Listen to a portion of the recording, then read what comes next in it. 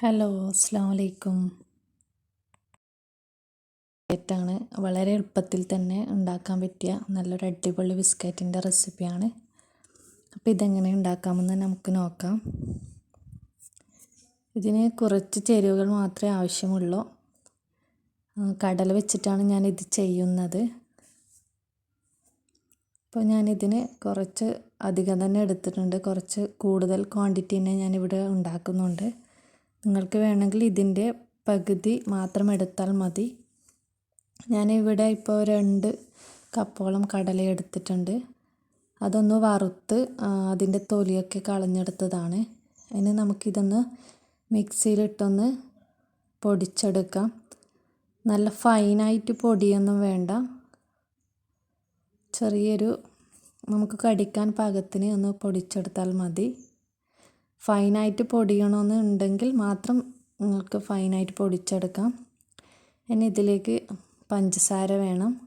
ഞാനിവിടെ പഞ്ചസാര പൊടിച്ചെടുക്കുന്നുണ്ട്. നമ്മൾ കടല പൊടിച്ച അതേ മിക്സിയിൽ തന്നെയാണ് ഇട്ട് കൊടുക്കുന്നത്. 2 കപ്പ് കടലക്ക് 2 കപ്പ് പഞ്ചസാരയാണ് എടുത്തിട്ടുള്ളത്. ഇനി നമുക്കിതൊന്ന് ഫൈനായിട്ട് പൊടിച്ചെടുത്തിട്ട് വരാം. പഞ്ചസാര ഞാൻ പൊടിച്ചെടുത്തിട്ടുണ്ട്. ഇനി ഇത് ഒരു ബൗളിലേക്ക് മാറ്റാം.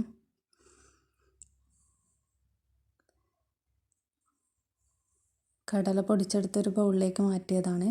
ആ സെയിം ബൗളിൽ തന്നെ നമുക്ക് ഇത് ഇട്ട് കൊടുക്കാം. ഇനി ഇത് രണ്ടും കൂടി നന്നായിട്ടൊന്ന് യോജിപ്പിച്ചെടുക്കാം.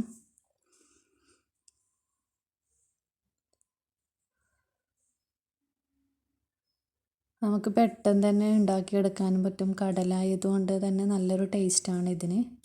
കുട്ടികൾക്കൊക്കെ നല്ലോണം ഇഷ്ടപ്പെടുകയും ചെയ്യും. ഞാൻ ഇതിന് വേണ്ടിയിട്ട് ഡാൽഡയാണ് ഉപയോഗിച്ചിട്ടുള്ളത്. നിങ്ങൾക്ക് വേണമെങ്കിൽ നെയ്യ് ഉപയോഗിക്കാം. ഒന്നുകൂടി നല്ലത് ഡാൽഡയാണ്. ഇനി മൈദയാണ് ഇട്ട് കൊടുക്കേണ്ടത്. ഇനി സെയിം അതേ കപ്പിൽ തന്നെ 2 കപ്പ് മൈദയും ഇട്ട് കൊടുത്തിട്ടുണ്ട്. എല്ലാം ഒരേ ക്വാണ്ടിറ്റി തന്നെയാണ്. കടല വേണമെങ്കിൽ നിങ്ങൾക്ക് 2.5 കപ്പ് വരെ എടുക്കാവുന്നതാണ്.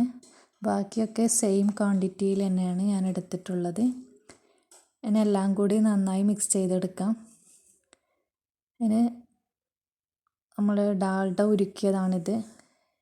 ഇനി അതും കൂടി ഇട്ട് കൊടുത്ത് ഒന്ന് കുഴച്ചെടുക്കണം.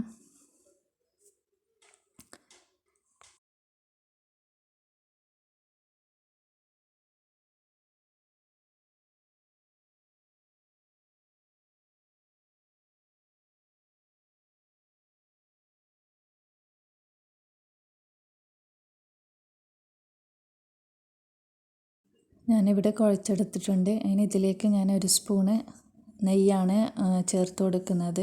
വേണമെങ്കിൽ ചേർത്ത് കൊടുത്താൽ മതി, നിർബന്ധമില്ല. ഇനി അതും കൂടി ചേർത്ത് കൊടുത്ത് നന്നായി ഒന്ന് മിക്സ് ചെയ്തെടുക്കാം. എല്ലാം കൂടി ചേർത്ത് കൊടുത്ത് മിക്സ് ചെയ്തതിന് ശേഷം നമുക്കൊന്ന് കൈ കൊണ്ടൊന്ന് ഉരുട്ടിയെടുത്ത് നോക്കണം. ഒരു ബോൾസ് രൂപത്തിലാക്കാൻ പറ്റുന്നുണ്ടെങ്കിൽ നല്ല കറക്റ്റ് പാകമായി എന്നാണ്. അപ്പോൾ ഇത് ബോൾസ് രൂപത്തിലാക്കാൻ പറ്റുന്നുണ്ട്.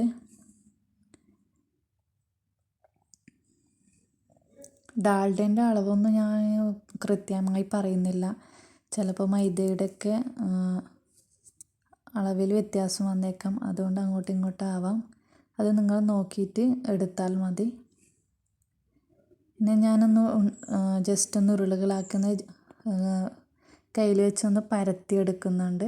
ജസ്റ്റ് നല്ലോണം പരത്തണ്ട, ജസ്റ്റ് ഒന്ന് പരത്തിയെടുക്കുന്നുണ്ട്. കയ്യിലൊന്ന് ചെറുതായിട്ടൊന്ന് നെയ്യ് പുരട്ടിയിട്ടുണ്ട്. നമുക്ക് കയ്യിൽ ഒട്ടിപ്പിടിക്കാതിരിക്കാനാണ് ഞാൻ ഇതുപോലെ ചെയ്തെടുത്തത്. ഇതുപോലെ ഉരുളകളാക്കിയിട്ടൊന്ന് നമുക്ക് കയ്യിൽ വെച്ചിട്ടൊന്ന് ജസ്റ്റ് ഒന്ന് പ്രസ് ചെയ്തെടുത്താൽ മതി.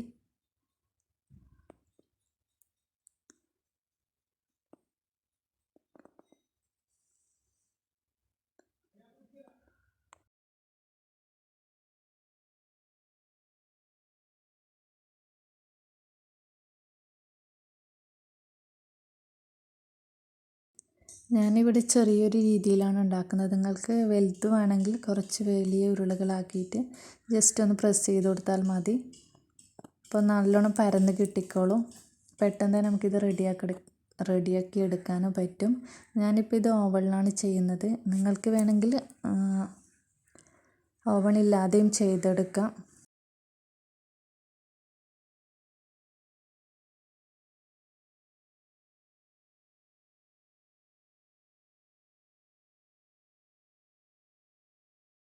ഞാനിവിടെ മൊത്തമായിട്ട് ചെയ്തെടുത്തിട്ടുണ്ട്. വലിയൊരു ട്രേയിലാണ് വെച്ചിട്ടുള്ളത്. നമുക്ക് ഒന്നിച്ച് 2 പ്രാവശ്യം ഇടുമ്പോഴേക്ക് തന്നെ മൊത്തം റെഡിയാവും. അപ്പോൾ ഞാനിത് ഓവനിലേക്ക് വെച്ച് കൊടുക്കുകയാണ്. ഒന്ന് പ്രീ ഹീറ്റ് ചെയ്ത ഓവണാണ്. 10 മിനിറ്റ് 150 ഡിഗ്രിയിൽ ഒന്ന് പ്രീ ഹീറ്റ് ചെയ്ത ഓവണാണ്. ഇനി നമുക്കിതൊന്ന് ഒരു 15 മിനിറ്റ് വരെ ബേക്ക് ചെയ്യാം.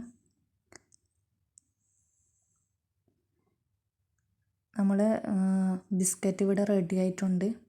15 മിനിറ്റ് ആകുമ്പോഴേക്ക് തന്നെ റെഡി ആയിട്ടുണ്ട്. ഇനി നമുക്കിതൊന്ന് പുറത്തേക്ക് എടുക്കാം. എൻ്റെ വീഡിയോ ആദ്യമായിട്ട് കാണുന്നവരാണെങ്കിൽ ഒന്ന് സബ്സ്ക്രൈബ് ചെയ്യാനും ലൈക്ക് ചെയ്യാനും മറക്കല്ലേ. ഇഷ്ടപ്പെടുകയാണെങ്കിൽ ഒന്ന് ഫാമിലിക്കും ഫ്രണ്ട്സിനും ഒന്ന് ഷെയർ ചെയ്ത് കൊടുക്കുകയും ചെയ്യണേ.